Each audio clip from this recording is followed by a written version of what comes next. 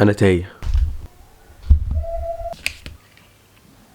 من ساعة ما خلصت امتحانات، وفي شعور كده من التوهان مش راضي يفارقني خالص صراحة. يعني فكرة ان انا اكون كده ماشي بدون اي خطة، بدون اي بلان، وكل المفروض عليا ان انا اكون ببسط بحياتي وبس، دي حاجة بصراحة مش بقدر ان انا اتقبلها. يعني الناس اللي حواليا بيقولوا لي اتبسط بحياتك يا ابني، انت في اجازة ودي فرصة مش تتكرر تاني، ولكن الحقيقة ان ده طبع فيا، انا مش متعود على كده. يعني بعتبرها نعمة صراحة، يعني لان اكتر حاجة بتديني شعور بالساتسفاكشن هو ان انا اكون بعمل حاجة، وان انا اكون ماشي كده بدون اي خطة وبدون ما اكون عارف انا هعمل 1 2 3. ده شيء صعب جدا جدا يعني، وبصراحة حاسسني في مرحلة محورية جدا جدا في حياتي، لان انا في الفترة دي محتاج ان انا اختار الحاجات اللي انا هلتزم او هكمت ليها. زي ما انتم عارفين فانا شخص متعدد الاهتمامات والشغف، وطبعا يعني في الكلية مفيش مسؤوليات، فانت عادي بتجرب براحتك. لكن دلوقتي لازم بقى ايه، تضحي بحاجات وتختار حاجات معينه. زي ما دكتور عماد رشاد عثمان بنستشهد بيه كتير كان بيقول ان اختيارك لحاجه معينه ده معناه ان انت بتعدم او بتقصي بقيه الخيارات. فعشان نتخلص من هذه التوهه اشترينا نوت بوك جديده، عايزين بس نشيل الكركبه دي كلها.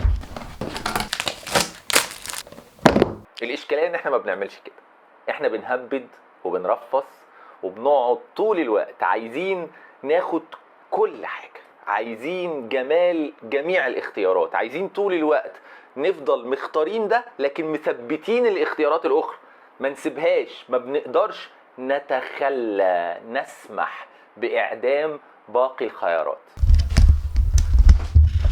هلو، النهارده 19/12 الساعه دلوقتي 1 ظهرا. في حاجه انا اتعلمتها واتاملت فيها وحبيت ان انا اشاركها دلوقتي، الا وهي ان انا لو عندي مشاعر معينه زي مثلا شعور التوهان اللي انا حاسه بقالي كام يوم، فافضل حل للتعامل مع هذه المشاعر هو ان انا ما اخشش في كونفليكت مع الشعور ده. لان انا لو دخلت في كونفليكت معاه وبدات احس ان انا متضايق من وجود هذا الشعور جوايا، فهبتدي اتضايق لاني متضايق، فاتضايق لاني متضايق اني متضايق، فتحس كده ان انت بتخش فيشس سايكل او لوب كده ايه شريره. فبتحس ان انت ايه المشاعر بتجد اكزاجريتد مع الوقت لان انت ما تقبلتهاش في البدايه. فعشان كده احسن حل للتعامل مع المشاعر من وجهه نظري هو ان انت اول حاجه تتقبلها، تتقبل وجودها فيك، لان المشاعر بتبقى نابعه من فكره معينه، والفكره دي بتكون هويه او بتكون منتاليتي موجوده عندك. فبالتالي كل اللي انت تقدر تشتغل عليه هو انت تشتغل على الافكار او المنتاليتي، ايه الفكره اللي ولدت هذا الشعور اللي انا حاسه. واحسن شيء لتنفيذ هذا الامر هو الورقه والقلم، ودي واحده من الحاجات اللي فرقت معايا نفسيا بشكل كبير جدا الحقيقه.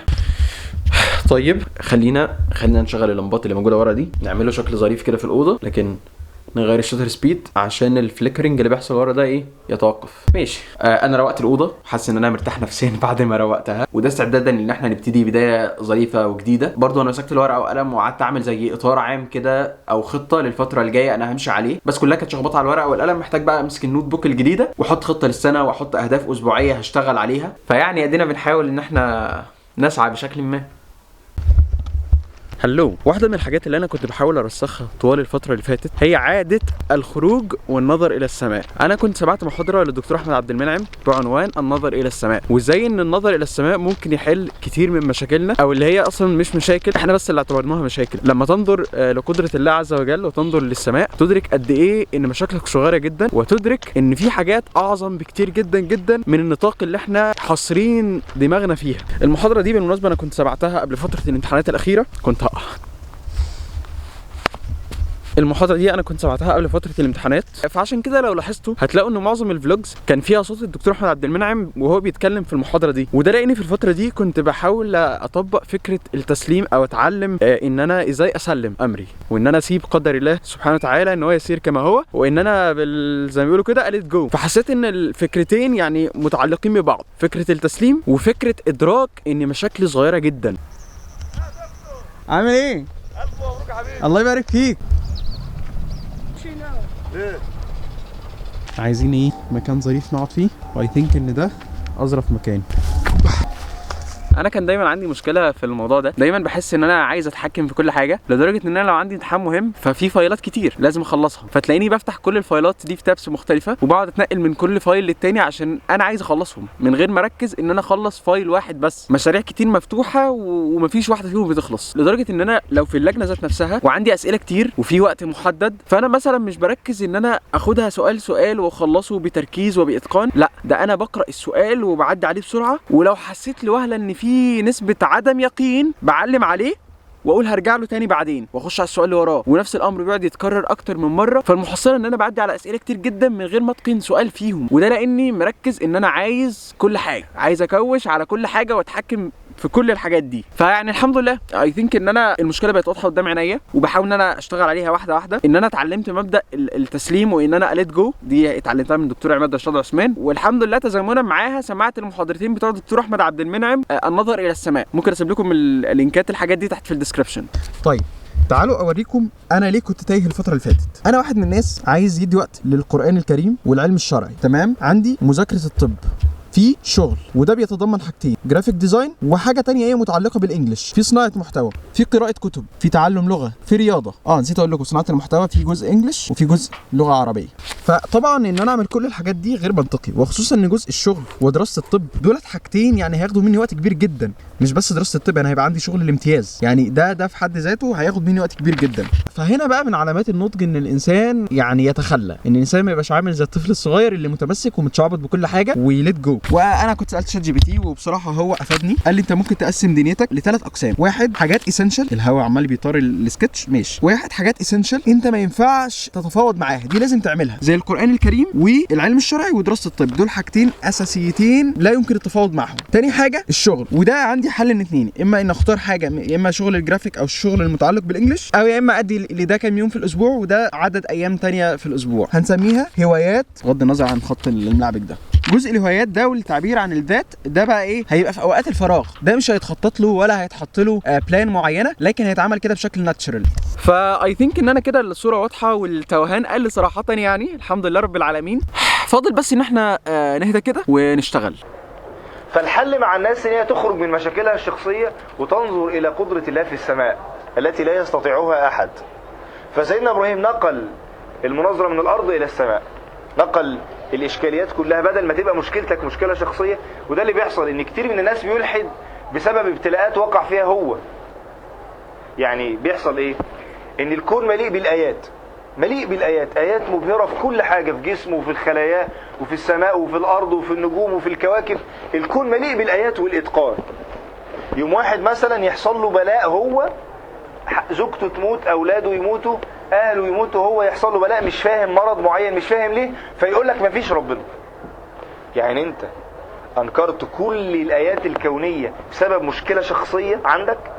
لما حصر مشكلته في نفسه، في جواه، في مشاكله هو، انكر وجود ربنا. لو ساب نفسه وقعد يفكر في الكون العظيم سيعلم يقينا ان الله سبحانه وتعالى هو خالق كل شيء، وانه واحد احد.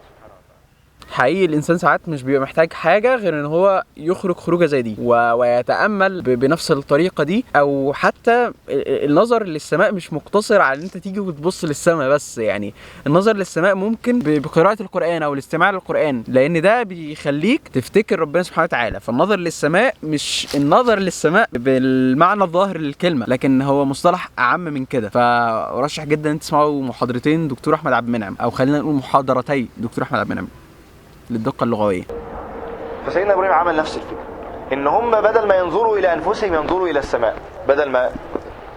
بدل ما ينظروا الى انفسهم ينظروا الى الايه، الى السماء. سبحان الله. ازي حضرتك؟ ايه الاخبار؟ الحمد لله بخير والله، الحمد لله. يعني الحته اللي انا كنت قاعد عندها دي تبعك. طيب اصل كان في شويه نعناع انا دوست عليهم بالغلط، يعني هم حبه صغيرين يعني، بس غصب عني، فانا قلت اعرفك يعني. لا يا عادي، لو عايز نعرف حيش. الله يكرمك يا رب، الله يكرمك. اللي انت عايزه يا حبيبي. الله يكرمك. السلام عليكم. السلام ورحمه الله وبركاته. اللهم امين يا رب. الله يكرمك. السلام عليكم. طيب ماشي.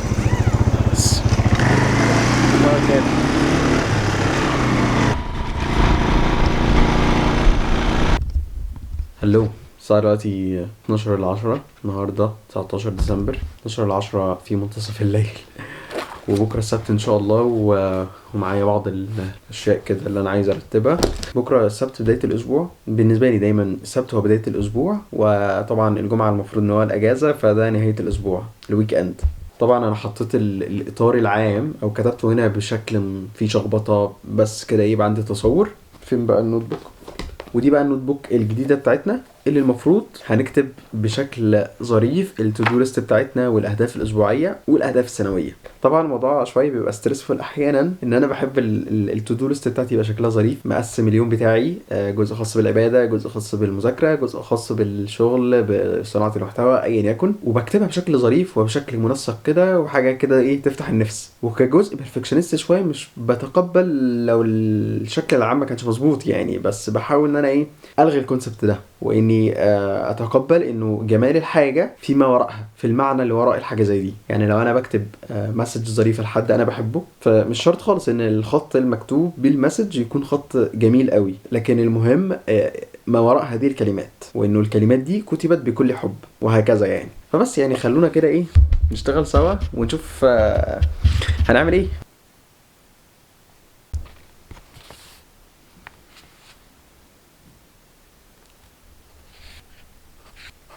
وكده تكون اكتملت المهمة، رتبنا دنيتنا وخلصنا من شعور التوهان. لو انت حاسس ان انت تايه فايتس اوكي، يعني شعور التوهان ده هو اللي هيؤدي ان انت بعد كده تبحث عن ذاتك، تبحث عما سيشعرك بشكل ما بشيء، مش هنقول اليقين لان حالة اليقين التام دي مش هنوصلها لان احنا في الدنيا طبعا يعني، لكن هتفهم ذاتك او هتعرف انت عايز ايه. دكتور عماد الرشاد عثمان كان بيقول انه النقص او شعورنا بعدم الاكتمال هو اللي بيحركنا للبحث عن شيء ما، لان احنا لو اكتملنا هنركض في مكاننا ومش هنتحرك. فهو نفس الكونسبت، لو انت تايه فده هيبقى المحرك ليك ان انت تبحث عن حاجة معينة، تبحث عن المعنى مثلا يعني. فبس I wish ان انتوا بسطتوا يعني بالتجربة دي، ونلقاكم في توثيق جديد ان شاء الله. سلام.